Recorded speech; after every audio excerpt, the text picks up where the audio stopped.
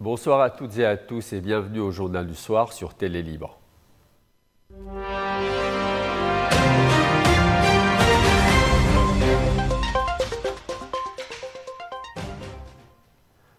L'armée israélienne a lancé une série de frappes affirmant avoir visé des positions du Hezbollah, dont un site de production de missiles de précision. Les bombardements ont notamment visé les hauteurs de Janta sur la chaîne de l'Anti-Liban, ainsi que plusieurs positions situées en périphérie de la localité de Shmstar, à l'ouest de Baalbek. Le porte-parole de l'armée israélienne a affirmé dans un communiqué « Nos forces ont ciblé un camp d'entraînement et un site de production de missiles de précision appartenant au Hezbollah ». Selon les informations locales, les attaques ont fait 2 morts et plusieurs blessés.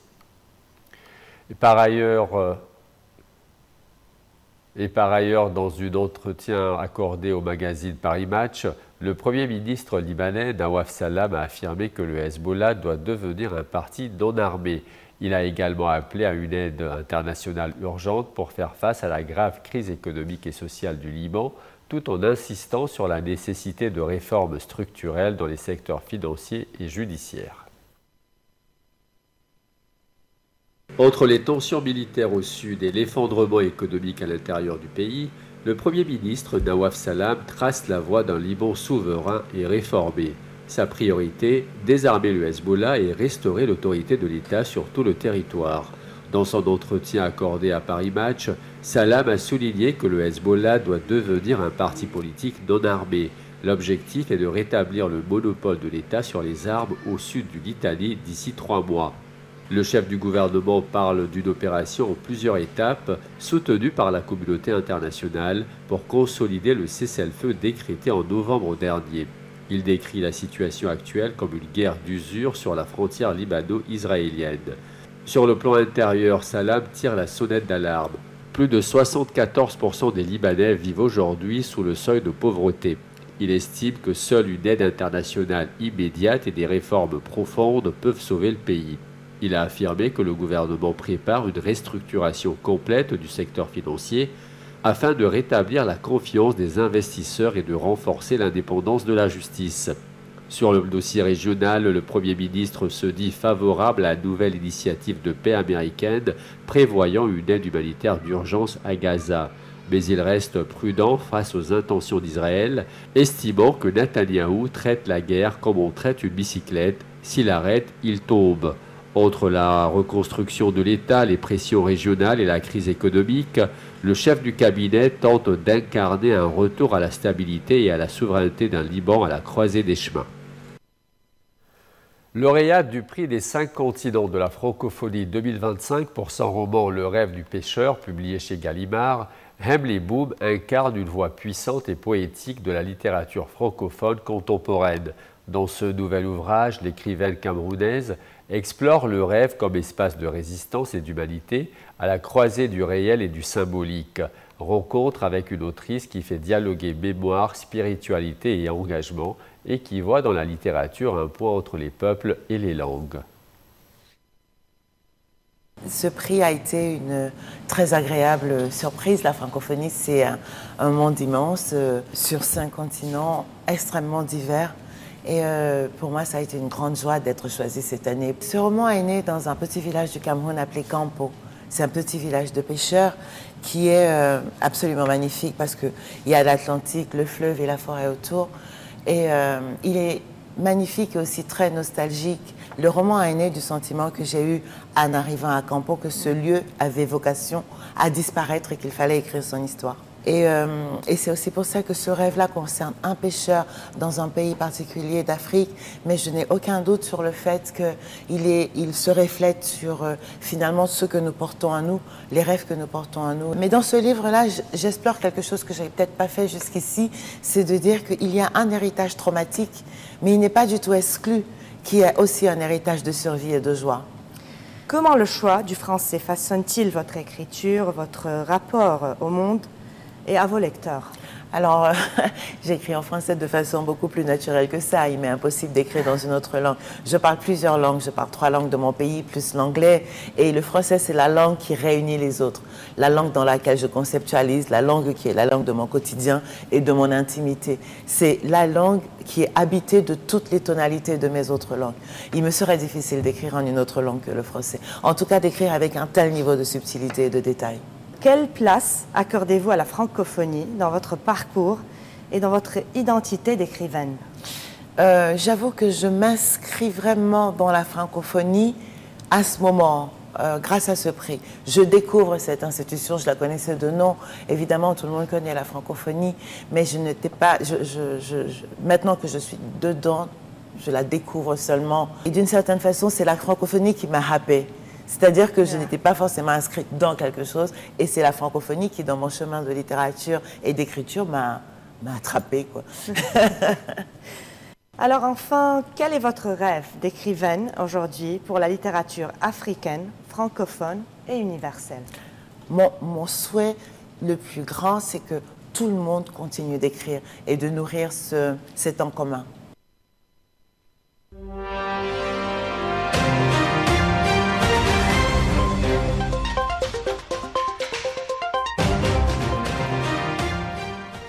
Le secrétaire d'État américain Marco Rubio a mis en garde Israël contre ses projets d'annexion en Cisjordanie, estimant qu'il menaçait directement la trêve fragile à Gaza. En visite à Jérusalem, il tente de consolider un cessez-le-feu de plus en plus précaire alors que la tension remonte sur le terrain. Depuis Washington, Marco Rubio, secrétaire d'État américain, a averti que les projets d'annexion israéliens en Cisjordanie risquaient de faire voler en éclats la trêve à Gaza. Ce n'est pas quelque chose que nous pouvons soutenir pour le moment. Ces projets menacent les efforts de paix, a affirmé Rubio. Le Parlement israélien avait approuvé un texte ouvrant la voie à une extension de la souveraineté israélienne sur une colonie à l'est de Jérusalem, une décision qui, selon Washington, compromet les accords laborieusement négociés. Avant Rubio, le vice-président américain J.D. Vance s'est lui aussi rendu à Jérusalem. Après un entretien avec Benjamin Netanyahou, il a reconnu que les prochaines étapes de la trêve, le désarmement du Hamas et la reconstruction de Gaza, seraient très difficiles. Vance a souligné que notre tâche est de désarmer le Hamas, de reconstruire Gaza et de rendre la vie meilleure aux habitants, tout en garantissant la sécurité d'Israël. Le cessez-le-feu entré en vigueur le 10 octobre après 2 ans de guerre repose sur un plan en 20 points du président Donald Trump.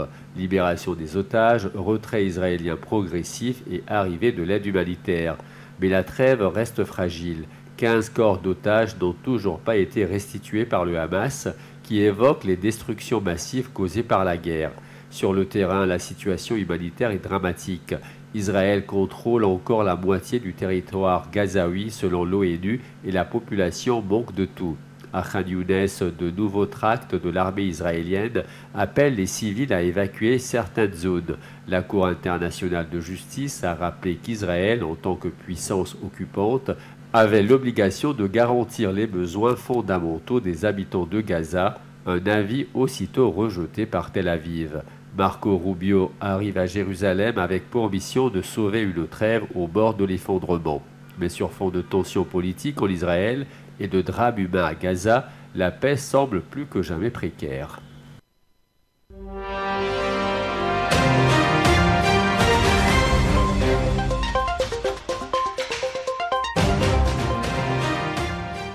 La France relance la justice internationale contre l'ancien président syrien Bachar el-Assad. Un 3e mandat d'arrêt international vient d'être délivré à Paris pour crimes contre l'humanité et crimes de guerre. Près de 12 ans après les attaques chimiques de 2013, la justice française relance la traque judiciaire contre l'ancien président déchu. Les juges d'instruction parisiens ont signé le 29 juillet dernier un nouveau mandat d'arrêt international visant les bombardements au gaz sarin à Adra, Douma et dans la Ghouta orientale, des attaques qui avaient fait plus de 1000 morts selon les renseignements américains. Cette décision intervient après l'annulation du premier mandat par la Cour de cassation au nom de l'immunité d'un chef d'État en exercice. Mais depuis sa chute en décembre 2024, plus rien ne s'oppose à des poursuites internationales. Même exilé en Russie, l'ancien dictateur pourrait à terme être jugé par contumace. Un moment historique au Vatican. Le pape Léon XIV et le roi Charles III ont prié ensemble dans la chapelle Sixtine. C'est la première fois depuis près de 5 siècles, depuis le schisme anglican du XVIe siècle, qu'un monarque bris-pape, Charles V, participe publiquement à une prière commune avec un pape, un geste hautement symbolique de réconciliation religieuse et diplomatique. Sous les voûtes mythiques de la chapelle Sixtine, un moment que l'histoire retiendra. Le roi Charles III et le pape Léon XIV ont uni leurs voix dans une prière œcuménique mêlant rites catholiques et anglicains. Une première depuis la rupture entre Rome et l'Angleterre en 1534, lorsque le roi Henri VIII avait fondé l'église anglicane. Devant des prélats, diplomates et fidèles, les deux dirigeants spirituels ont prié pour la protection de la nature. Un thème cher au roi d'Angleterre, connu pour son engagement écologique et cher aussi au pape qui, dans une encyclique, souhaite que la foi unisse les peuples dans la sauvegarde de la création. Le souverain britannique, gouverneur suprême de l'église anglicane, avait été reçu en audience privée par Léon XIV. Un entretien qualifié de chaleureux par le Vatican, marqué par un échange de présents et de symboles d'unité. Ce rapprochement entre les deux églises est le fruit d'un long chemin. Pendant près de 400 ans, aucun contact diplomatique officiel n'avait existé entre Londres et le Saint-Siège. Ce n'est qu'en 1982 que le Royaume-Uni a ouvert une ambassade au Vatican et en 2013 que la monarchie a assoupli ses lois pour permettre à ses membres d'épouser des catholiques sans perdre leur droit au trône. Selon des analystes, c'est un geste fort, l'anglicanisme est né dans l'opposition à Rome. Aujourd'hui, on choisit le dialogue. Charles et Camilla ont assisté à une autre célébration œcuménique à la basilique Saint-Paul hors les murs. Le roi y a été fait confrère royal, un titre symbolique, accompagné d'un siège spécial réservé à ses successeurs. Un moment fort de réconciliation religieuse et de diplomatie spirituelle, 5 siècles après la rupture d'Henri VIII. Sous les fresques de Michel-Ange, l'histoire entre Rome et Londres s'écrit désormais au présent. Astérix repart à l'aventure. Le plus célèbre des Gaulois revient dans un 41e album intitulé Astérix en Lusitanie. Tiré à 5 millions d'exemplaires et traduit dans 19 langues, ce nouvel opus entraîne nos héros au cœur du Portugal antique, entre bagarres, fado et saudade.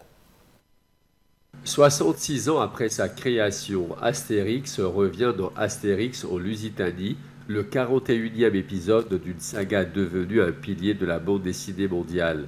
Le petit village gaulois résiste toujours, mais cette fois c'est au Portugal antique que l'aventure se déroule. Astérix et Obélix sont appelés à la rescousse d'un producteur de garum accusé d'avoir empoisonné César. On a voulu mélanger les ingrédients classiques, les bagarres, l'humour, les clins d'œil historiques, tout en ajoutant une touche typiquement portugaise, la saudade, cette mélancolie joyeuse qu'on retrouve dans le fado. Une émotion nouvelle traverse cette aventure. Obélix, désarçonné par la saudade, perd presque le goût du combat. Les Romains, eux, déposent les armes dès qu'ils entendent une chanson triste. Pour traduire cette émotion, je joue sur les regards, un œil un peu humide, un sourire discret. C'est une nuance que j'aime explorer, explique le dessinateur Didier Conrad. Le décor portugais, sublimé par l'humour des auteurs, sert aussi de miroir à notre époque. Un couple de touristes gaulois râle sur tout. La météo, les retraites, les Romains, un clin d'œil à la France d'aujourd'hui. Comme à chaque sortie, le succès est déjà assuré. L'album est tiré à 5 millions d'exemplaires, dont 2 pour la francophonie. Au Portugal, le tirage a doublé tant l'attente est forte. Astérix fait partie de notre enfance et le voir venir chez nous en Lusitanie, c'est un vrai bonheur, s'exprime un lecteur portugais. Pour les auteurs, Astérix reste un héros intemporel, à la fois comique, poétique et profondément universel. C'est un doudou culturel, confie le scénariste et auteur Fab Caro. On le lit enfant, puis on y revient adulte avec un autre regard. Et après la Lusitanie, rendez-vous en 2027 pour la prochaine escale du plus grand voyageur des Gaulois.